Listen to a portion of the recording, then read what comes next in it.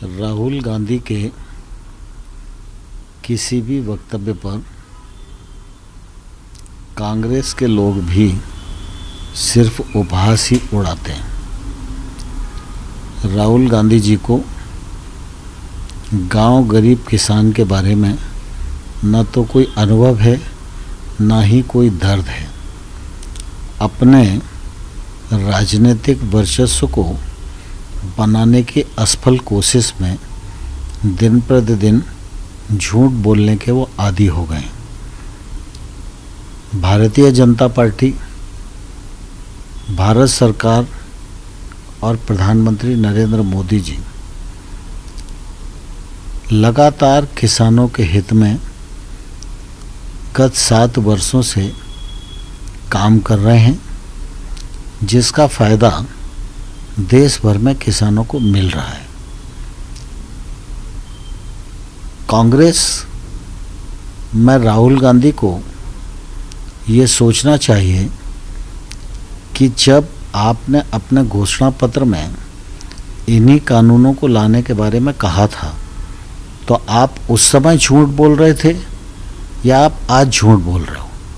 ये स्पष्टीकरण तो कांग्रेस की तरफ से राहुल गांधी को देना ही पड़ेगा।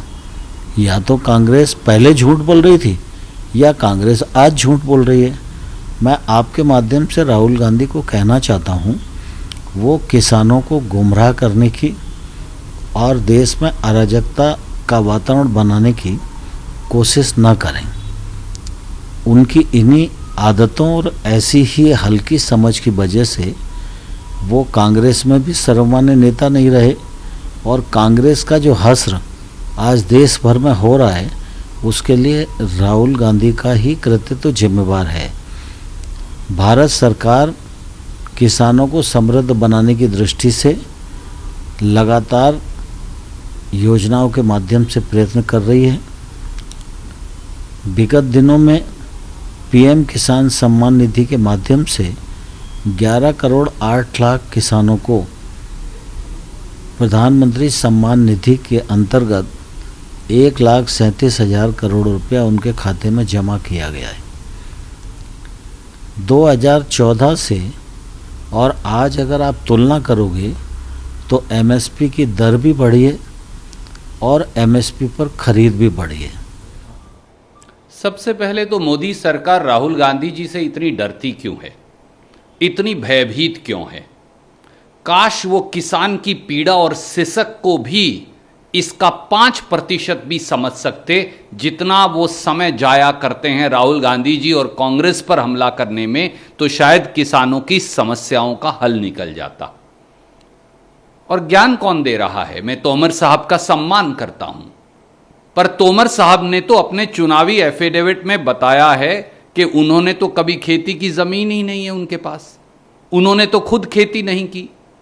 तो जिस कृषि मंत्री के ने कभी कृषि नहीं की, वो ज्ञान किसको दे रहे हैं? क्या उन्होंने कभी धान लगाया? क्या तोमर साहब ने कभी गेहूं लगाई, कपास लगाई, दलहन की फसल लगाई? जब उन्हें खुद कृषि का ज्ञान नहीं, तो वो देश को कृषि का ज्ञान देना बंद करें।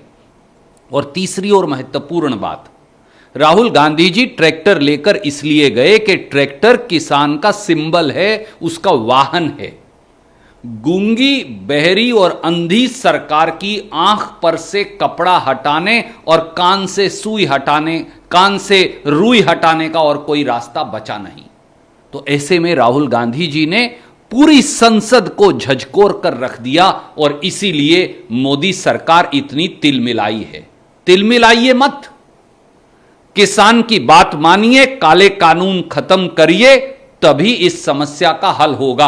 और जहां तक कांग्रेस के घोषणा पत्र का प्रश्न है, आदरणीय तोमर साहब फिर पढ़ लीजिए। कांग्रेस पार्टी ने उस घोषणा पत्र में यह कहा था कि अभी 11,000 के करीब, 12,000 के करीब जो देश में मंडियां हैं वो नाकाफी हैं। हर बड़े गांव पर एक अनाज मंडी बननी चाहिए ताकि किसान को अपनी फसल बेचने में फायदा मिले। इसलिए बरगलाना बंद कीजिए, काले कानून आप बनाएं, दोषी कांग्रेस।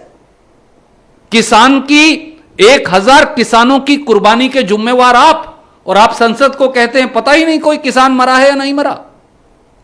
कितना और जुल्म करेंगे मोदी जी?